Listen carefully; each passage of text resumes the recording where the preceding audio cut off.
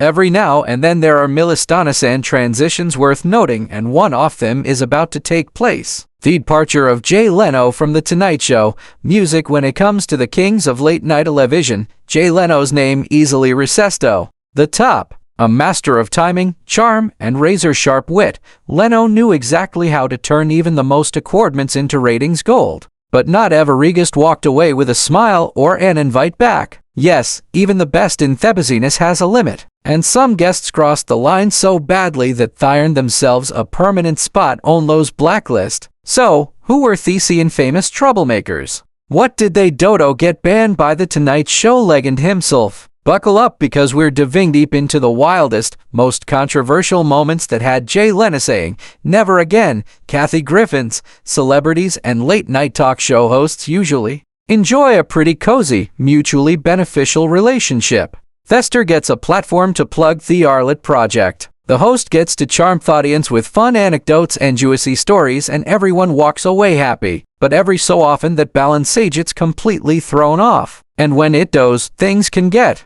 messy fast. In many cases, when a celebrity ends up banned from a late-night show, it's because of something they did on the show. Hosting a talk show means trying to wrangle spontaneous, unpredictable celebrities into sticking with the format, all while cameras are rolling live. That leaves very little room for error or patience. One chaotic moment can get a star blacklisted permanently. In other instances, though, the ban doesn't even start on the soundstage. Sometimes the drama starts before the celebrity ever sets foot on set, thanks to personnel feuds or clashes with the host. Some bans last forever. Others get lifted only for the guest to blow it all over again. And topping that chaotic list is none other than Kathy Griffin. Kathy Griffin practically collects late-night bans like trophies. Being kicked off Tonight Show with Jay Leno wasn't their first rodeo, and definitely not her last. In fact, it might be easier to count the shows Kathy hasn't been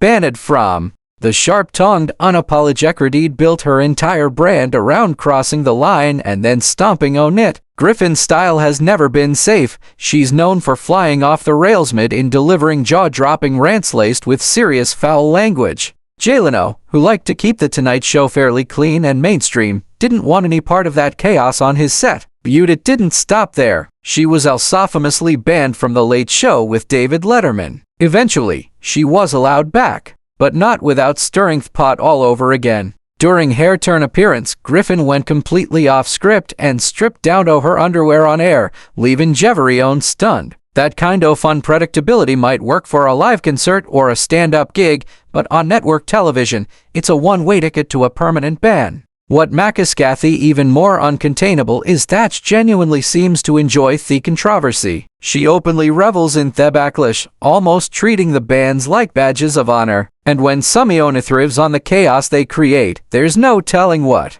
they'll do next or which show will show her the door next. So, when it comes to late-night bans, Kathy Griffin doesn't just top the list. She practically owns it. Howard Stern and Jay Leno couldn't be more different when it comes to late-night entertainment. One is Ashok Jock, known for pushing every possible boundary. The other, a traditionalist who built his empire on mainstream, family-friendly comedy. But her clash wasn't just about style. The real reason Jay Leno officially banned Howard Stern from The Tonight Show ran much deeper and messier. Their mutual dislike spans decades and has become one of the most bitter feuds in late-night history. Things hit a breaking point back in 1995, when Stern made what would become a notorious appearance on The Tonight Show with Jay Leno. From the moment he walked on stage, it was chaos. He didn't come alone. He brought along 12 bikini-clad women and immediately turned the show into something closer to a raunchy radio stunt. At one point, he even coaxed the women into kissing each other on live television. And that was just the beginning. Stern steamrolled over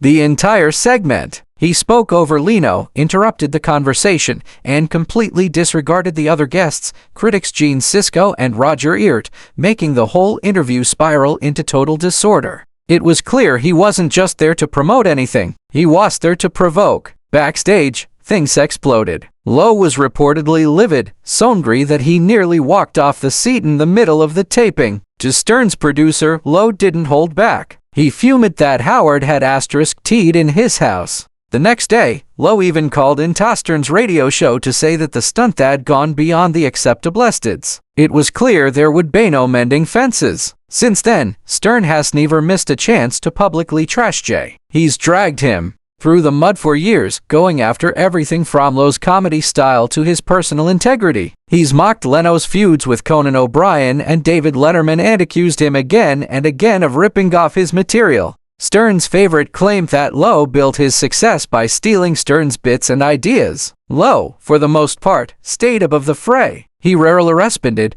though he did make a few pointed remarks questioning Stern's relevance. But things boiled over again in 2004 when Lowe hired stuttering John Melendez, a longtime member of Stern's radio crew, as an announcer for The Tonight Show. To Stern, this wasn't just a professional betrayal. It was personal. Stern lashed out, accusing Lowe of blatant plagiarism and calling Themo a slap in the face. Surprisingly, Lowe reached out and offered Stern the chance to come back on The Tonight Show and clear the air face-to-face. But Stern wasn't interested. He refused the invitation and doubled down on the insults. So, while most celebrity bands from late night come from a single bad interview or a backstage clash, the war between Howard Stern and Jay Leno has been long, ugly, and personal. And unlike most feuds, this one never really cooled off. Bobcat Goldthwait. When it comes to wild and wildly inappropriate late-night guests, few have ever gone as far off the rails as Bobcat Goldthwait. His infamous appearance on The Tonight Show with Jay Leno wasn't just outrageous, it literally went up in flames. What started as a typical interview quickly turned into chaos when Goldthwait suddenly pulled out a hidden can of lighter fluid, doused his chair with it, and set it on fire. Yes, Libyan national television. In the middle of a conversation, he lit the set ablaze. While it may have looked spontaneous, it was anything but. Goldthwait came fully prepared for the stunt, concealing both lighter fluid and the lighter up his sleeve like a pyromaniac magician. And the moment he made his move, panic erupted on set. Jay Leno and fellow guest Lauren Hutton jumped into action, grabbing water from nearby cups and trying desperately to put out the flames. It was dramatic, dangerous, and completely out of control. Goldthwait later admitted that Lowe understandably was not pleased. And the consequences, oh, they came fast. The ban from The Tonight Show was just the beginning. Enk wasn't going to let it slide as just a wacky moment. They pressed charges. Goldthwait became the first guest in Tonight Show history to be criminally charged for his actions. He was slapped with an arson charge and ordered to pay a $3,880 fine, some of which went directly to Enbo replace the scorched chair he torqued in air. But it didn't stop there. As part of the fallout, Goldthwait was also required to film public service announcements about fire safety. Yes, the guy who literally set a talk show chair on fire ended up warning others about the dangers of playing with flames. Still, Bobcat didn't exactly seem remorseful. In typical fashion, he made a joke out of it. On an episode of Comedy Product in 1996, he addressed the storm by saying, "I'm not a narcissist. I'm a sadist. If I were a narcissist, I would have been on The Tonight Show. Instead, I was bored shitless like the rest of America." It was classic. Bobcat, wild, unapologetic, and totally unhinged. And while the incident earned him a permanent ban and a criminal record, it also cemented his place in late-night history as one of most unpredictable guests to ever hit the stage.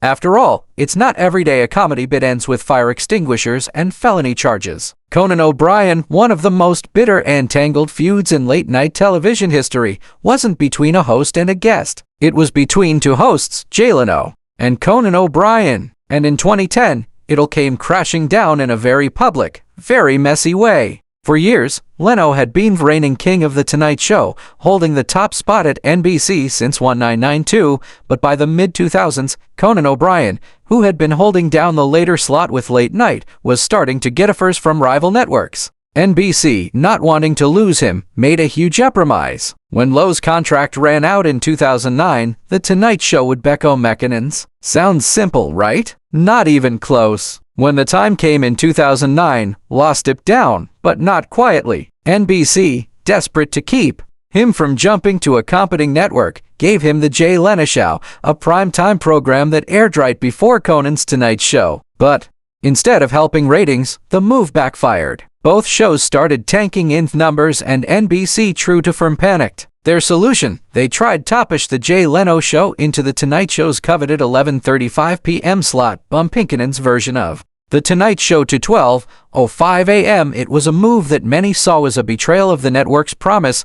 Conan didn't agree to inherit a second-rate time slot, and he made that crystal clear. Ultimately, he took a hefty payout and walked away. With Conan gone, Lowe swooped back in and reclaimed his oldest. The public reaction was swift and unforgiving. NBC took a massive hit to its reputation, but Lowe, too, was dragged through the mud. Critics blasted him for no stepping aside gracefully, despite having previously promised he would. Instead, he painted himself as a passive victim of the network's decisions, an innocent pawn. But not everyone was booing it. For his part, Conan tried to take the high road. In a 2010 interview with Playboy, he explained that he had made peace with the entire ordeal and wasn't going to let it consume him. But when asked if he'd ever invite Jay Leno to appear as a guest on his new show Once, Conan didn't hesitate. His answer was blunt. No, there are certain things he will not do regardless of the price. And with that, the feud was sealed. Behind the polite smiles and public statements,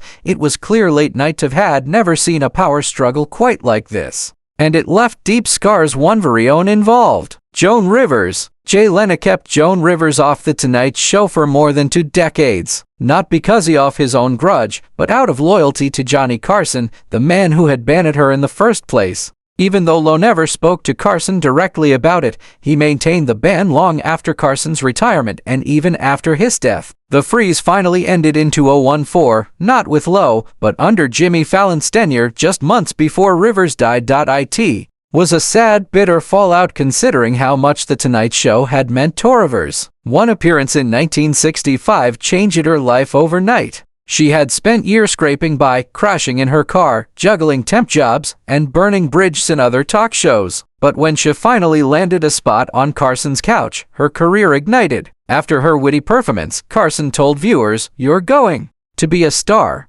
And that's exactly what happened. The gig started rolling in immediately, and her professional bond with Carson began. She would go on to appear on The Tonight Show almost 100 times, becoming the go-to guest host whenever Carson took time off. Though they never got close personally, Rivers credited him with opening every major door in her career, even introducing her to her future husband, Edgar Rosenberg. But things took a dark turn in the mid-80s.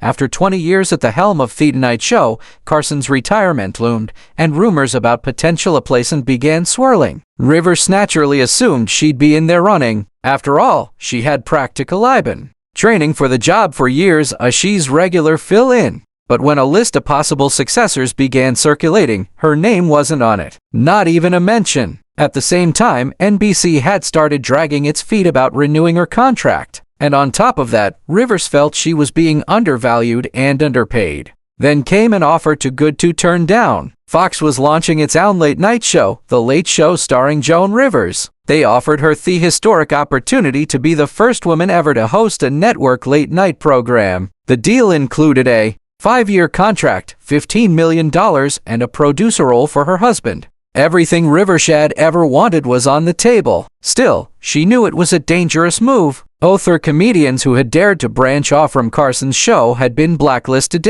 If the Fox deal somehow fell through and Carson found out, she could be shut out for good. So, she did. Once the contract was ironclad and the announcement was imminent, she finally picked up the phone and called Carson. According to Rivers, she told him it was Joan and that she had taken a new show with Fox and would be leaving Tonight's Show. Carson's response: he hung up. She called again. He hung up again. Carson, on his part, denied the deal ever happened. He claimed he found out through a press release. A producer from The Tonight Show backed that version, telling the Los Angeles Times that Rivers had never mentioned anything about another show, not even when she appeared on the program just a week before her new series was announced. He described the reveal as shocking and said it was an unusual way to do business. But Rivers never backed down. In a 2012 piece for The Hollywood Reporter, she insisted Carson had lied about never receiving the phone call. She revealed that she continued to greet him warmly whenever she saw him in public, but he always turned away without speaking. I would see him in a restaurant and go over and say hello. He would talk to me, she wrote. Why did Carson take it so personally? Rivers believed it wasn't just about business, it was about betrayal. She felt Carson O saw her as a rival, someone who had her to compete in his time slot. Butch also suspected something deeper. "I think he really felt because I was a woman that I just was his, that I wouldn't leave him," she reflected. "I know this sounds very warped, but I didn't understand otherwise what was going on." Once The Late Show starring Joan Rivers debuted, things got worse. While some problems stemmed from production and internal clashes, particularly between her husband and network executives, many obstacles were directly tied to Carson's lingering influence. She struggled to book a list guests, many of whom were either loyal to Carson or simply feared being blacklisted from The Tonight Show. Some network affiliates even refused to air her show as a sign of support for Carson. Within just 7 months, that pressure mounted. Fox demanded Rivers fire her husband. When she refused, they fired both of them. She was out. Her marriage soon fell apart, and just 3 months after their professional and personal split, Edgar Rosenberg died by suicide. It was the lowest point of her career, but Rivers didn't stay down for long. In 1989, she launched The Joan Rivers Show, a daytime talk show that marked the beginning of her comeback. Carson, meanwhile, never spoke publicly about the feud again, but Rivers did often and with emotion. In 1992, on her own daytime show, she addressed the pain of being excluded from The Tonight Show's farewell episodes. Fighting back tears, she recalled what the show had meant to her. "It gave me everything, that show, but being shut out from its final moments made her feel like her entire history on it had been erased. It hurts me so much. Carson doesn't like him. Too bad. I do like him." In the end, it took nearly 30 years for Rivers to finally return to The Tonight Show. It was 2014. Jimmy Fallon was now the host, and he welcomed her back warmly. On Bloomberg later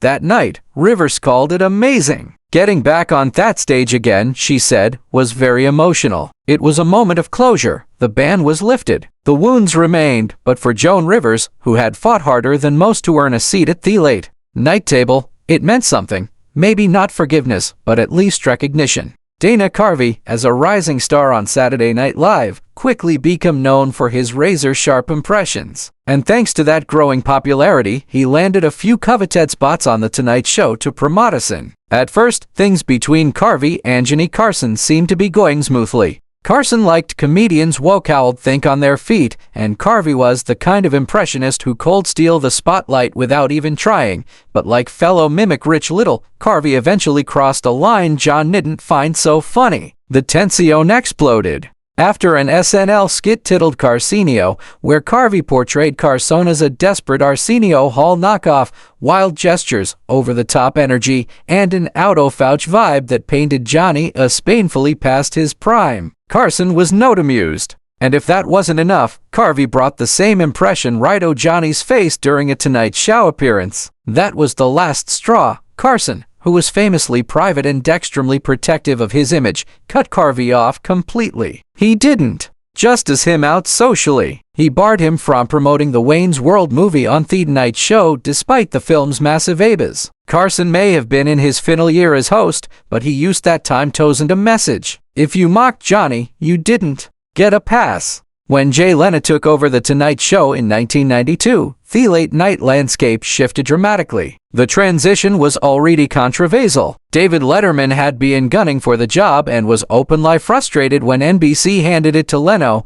Carvey, too, was rumored to be in the running at one point. While he didn't go public with any bitterness, some insiders claimed there was a brief period of awkwardness between him and Lowe. But whatever tension existed, it didn't last. Over time, any awkwardness gave way to something more like friendly competition. Throughout their careers, Carvey and Lowe traded barbs in the form of light-hearted jabs and comedic impressions. Nothing out of the ordinary in the world of stand-up and sketch comedy. Carvey's impersonation of Lowe, complete with the chin, the cadence, and the denim, became a staple of his stand-up routine and SNL appearances, but unlike his Carson impression, the Leno parody was more affectionate than cruel. Audiences and even Lowe himself understood it as playful, rather than personal. In public, both men have gone out of their way to emphasize that there's no bad blood. Carvey has often said he respects Lowe's legendary work ethic and considers him a friend. Lowe, in turn, has spoken highly of Carvey's talent and creativity. While late-night drama has flared up between Lowe and other comedians, most famously with Jimmy Kimmel, there's no real evidence of a full-blown feud with Carvey. Yes, the Tonight Show transition stirred up all kinds of behind-the-scenes politics, bruised egos, and shifting alliances, but in this case, the dust settled without lasting damage. Carvey found his groove in movies and stand-up, while Lowe cemented his status as a late-night icon. And if you believe what they've both said publicly, they're more comedy comrades than rivals. Still, in the world of showbiz, impressions may fade, but bruised egos have a way of lingering just under the surface. Wayne Newton, long before Jay Leno took over The Tonight Show, the legendary late-night program was already home to some of the most explosive off-camera feuds in showbiz history. One of the most shocking, the bitter and long-running rudge between pop singer Wayne Newton and the undisputed king of late-night Johnny Carson. Both men were giants in their fields. Carson is the suave, sharp-witted host who defined late-night VTV for decades, and Newton as the velvet voice star who ruled the Las Vegas stage. Their relationship began as a warm professional rapport, with Newton making multiple appearances on The Tonight Show. But by the 1970s, things took a dark turn, sparked